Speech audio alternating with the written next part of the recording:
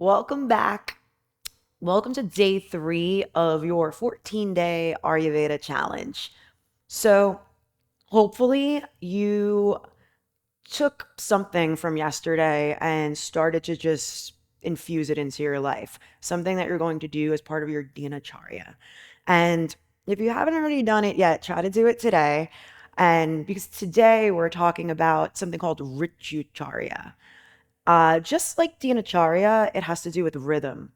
But Ritucharya talks about the seasons.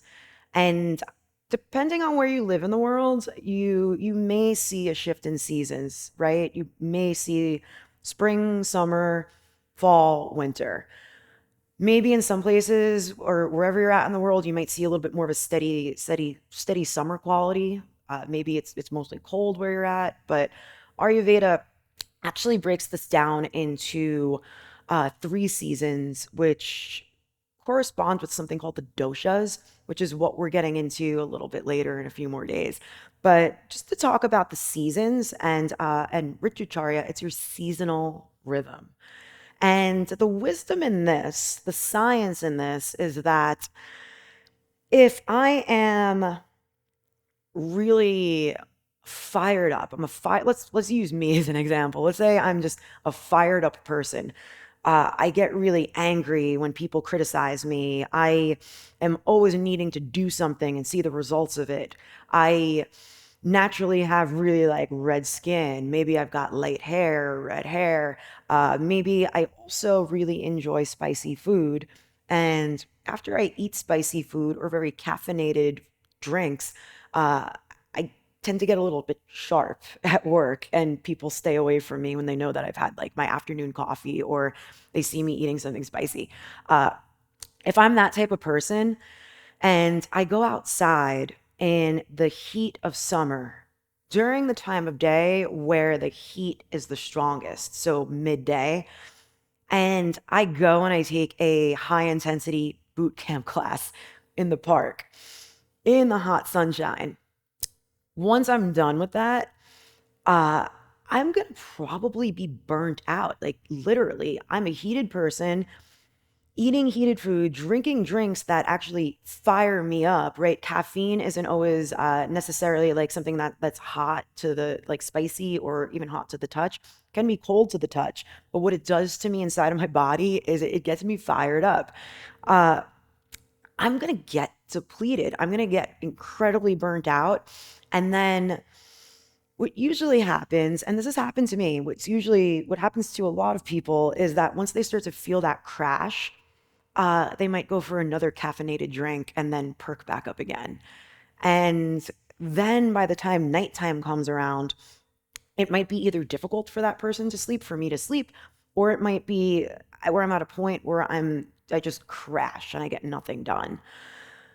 That is not living life in balance. I'm out of balance if I'm doing that. And Ayurveda it teaches us to try to find balance. We need to come back to balance. So to come back to balance in the summer, let's use the summer for example. I'm a heated person. I'm hot. I'm angry sometimes. I'm not going to go do that boot camp class that is in the middle of the day heat and sweat a ton and then go have a coffee. Ayurveda teaches me that that's not something that I'm going to do because it's summer, because it's hot. I might instead go and I might go take a walk through the park for my exercise, stay under the shade. I might go to a restorative or a yin yoga class or even a slow flow yoga class. I'm going to avoid hot yoga during this time.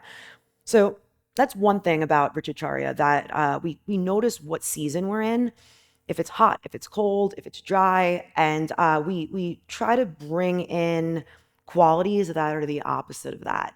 So if I see that again, if it's hot, I'm going to try to do things that cool me down.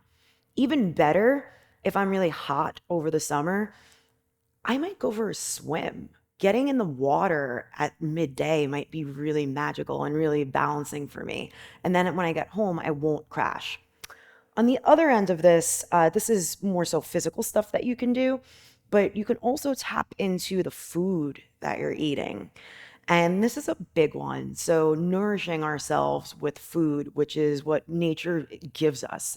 It's all around us. It's at our fingertips. It works to nourish us. And Ayurveda also teaches that whatever we take in through our senses is either medicine or poison. If I'm eating that hot food and spicy hot food in the middle of the summer day, it might work as something that's like poisonous to me. It won't make me sick, or maybe it will. I might get some kind of like stomach thing going on from that. But I also might like be snappy and mean, and that's not medicine for me. That's not medicine for anybody. So food is something that we want to eat when it's in season. So this can be, I'm not going to tell you what's in season now because you might be watching this video at a totally different time than the time that I'm in, or you might be redoing this challenge at another point in the seasons. But the best way to figure out what food is in season for yourself or where you're at in the world is one, you can Google it. You can go online and look up your location and get a list of fruits and vegetables that are in season. And then when you go to your supermarket, pick out those foods, get those foods, and those will naturally help bring you back to balance. Another thing to do is if you live in a place where you have access to a farmer's market or a CSA, where you get a food share or farm share weekly or whatever it may be, get that, sign up for that. And then the fruits and vegetables that you get from that farm share will be the fruits and vegetables that you eat. And that's just a super easy way to really nourish yourself. Another thing that you can do if you live in a little bit more of like a very rural area is go to your local farm and take a look at what's actually available at the farm store. You might see certain fruits at one time of the year, like during the summer, and then when it's winter, you might see a totally different array of fruits or vegetables. Eat whatever you see there, and then you could even take that into consideration when you go to the supermarket and shop for you or your family. So, Ritucharya, with this one, this practice, we'll do the same thing that we did yesterday. I'm asking you to go get either a pen and paper.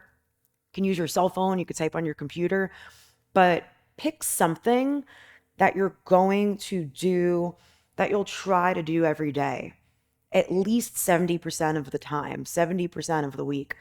And either there's two options that you'll pick. You'll either commit to having a meal or a fruit or at least one vegetable that's in season every day. That can be a really easy one. That's one of my favorite ones. And that's something you could even share with your family, right? You could share with friends. Like, I just got these local apples. Here, share these with me. And it's a really beautiful experience to share that with somebody. That's one practice that you can do. So pick something local and eat it every day, incorporate it into your diet every day. The other practice that you can do is to notice what season you're in and try to pick an activity that will nourish you.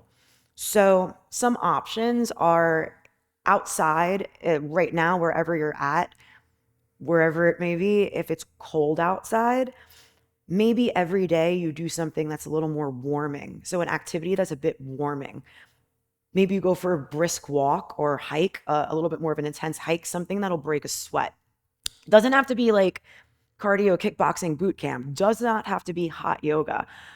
You might even, if you like saunas, steam rooms, you might go sit in one of those if you can do that every day. So that's if it's cold outside.